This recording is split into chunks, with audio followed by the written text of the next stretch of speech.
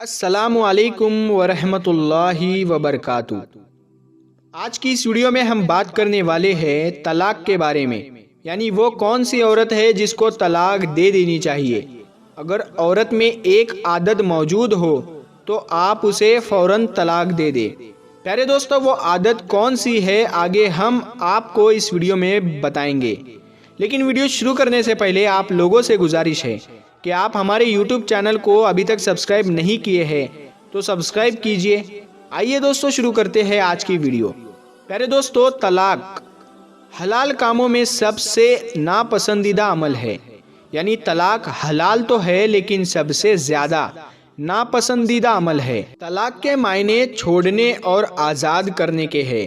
یاد رہے، ہر انسان شادی اور نکاح اس لیے کرتا ہے تاکہ اس کا گھر آباد ہو جائے اور اس کی زندگی میں سکون اور اطمینان مل جائے، اور کوئی بھی انسان ایسا نہیں ہوگا جو شادی سے پہلے طلاق کا ارادہ رکھتا ہو۔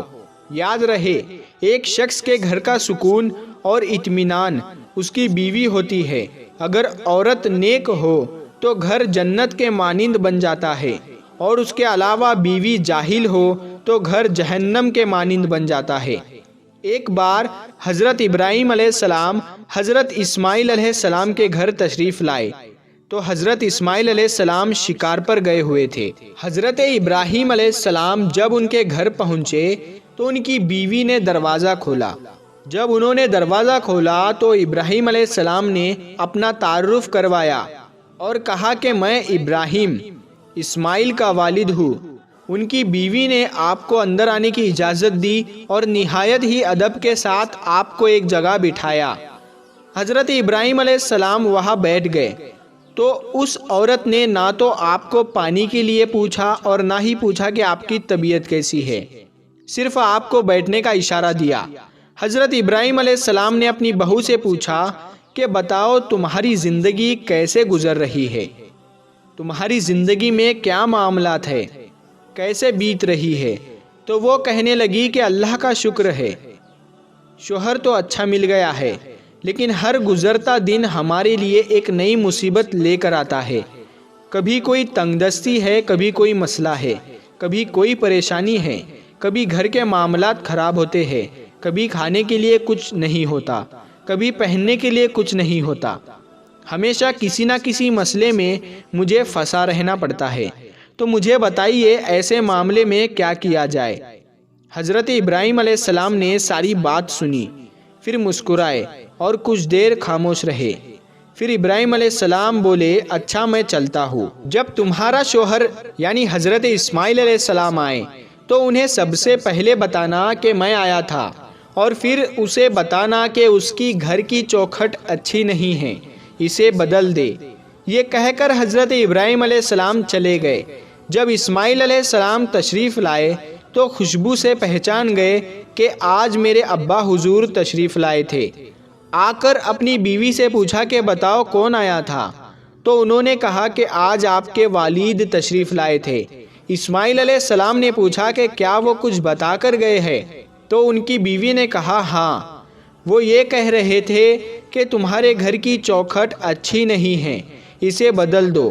حضرت اسماعیل علیہ السلام نے یہ سنا تو اپنی بیوی کو طلاق دے دی اور کہا کہ وہ چوکھٹ تم ہی ہو، یعنی میرے والد حضرت ابراہیم علیہ السلام نے مجھے یہ اشارہ کیا ہے کہ میں تجھے طلاق دے دوں، تجھے چھوڑ دوں۔ اس کے بعد حضرت اسماعیل علیہ السلام نے ایک اور شادی کی۔ کچھ دن گزر جانے کے بعد آپ کے والد دوبارہ آپ کے گھر میں تشریف لائے اور دیکھا کہ حضرت اسماعیل علیہ السلام پھر گھر پر موجود نہیں ہیں، باہر کسی کام سے گئے ہوئے ہیں۔ آپ نے دروازہ کھٹکھٹایا تو ایک عورت آئی۔ آپ نے کہا بیٹی کیا تم مجھے جانتی ہو؟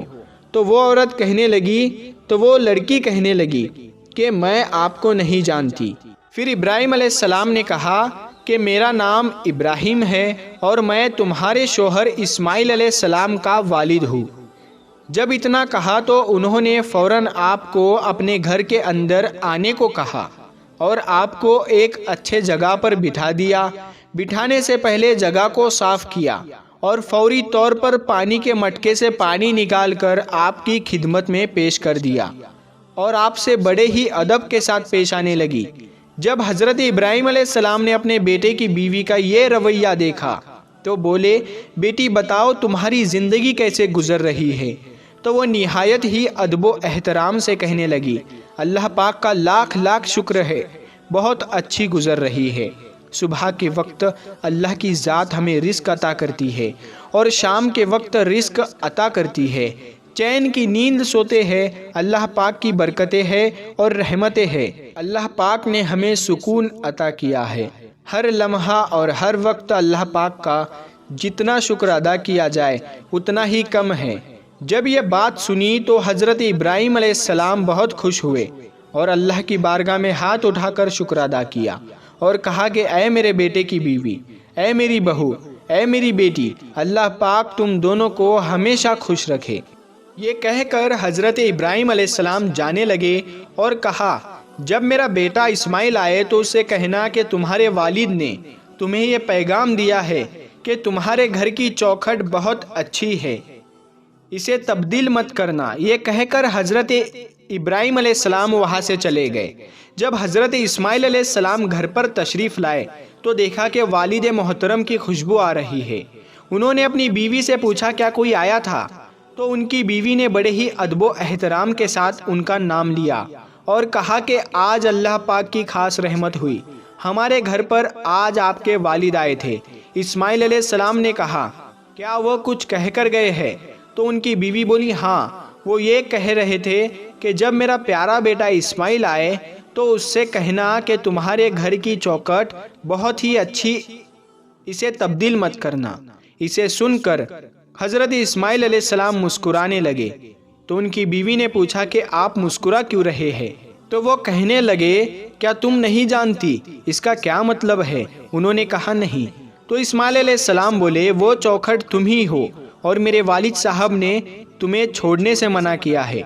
तुमने ज़रूर उनके सामने ऐसी बातें की होगी जो उन्हें पसंद आ गई हो। तो प्यारे दोस्तों, ये वो वाक़ियात है जो तारीख़ से हमें मिलते हैं। इससे हमें पता चलता है कि अल्लाह पाक का हर वक्त शुक्र अदा करते रहना चाहिए और हम जिस हाल में भी हो अल्लाह पाक का शुक्र अदा करते रहे, क्योंकि जो लोग नाशुक्रे होते हैं वो अल्लाह को पसंद नहीं होते हैं। अल्लाह पाक से दुआ है, अल्लाह पाक हम सब को कहने और सुनने से ज़्यादा अमल करने की तौफीक अता फरमाए। आमीन, अल्लाहुम्मा आमीन। प्यारे दोस्तों, उम्मीद करते हैं आपको आज की हमारी ये वीडियो पसंद आई होगी। अगर आपको ये वीडियो पसंद आई है तो इस वीडियो को लाइक करें और ज़्यादा से ज़्यादा लोगों तक इस वीडियो को सवाब की नीयत से शेयर करें। और इस वीडियो के बारे में आपकी क्या राय है, आपकी राय का इजहार कमेंट करके ज़रूर करें। अगर आपने हमारे चैनल को सब्सक्राइब नहीं किया तो हमारे चैनल को सब्सक्राइब करें। मिलते हैं फिर एक नई वीडियो के साथ, तब तक के लिए अस्सलामु अलैकुम, अल्लाह हाफिज़।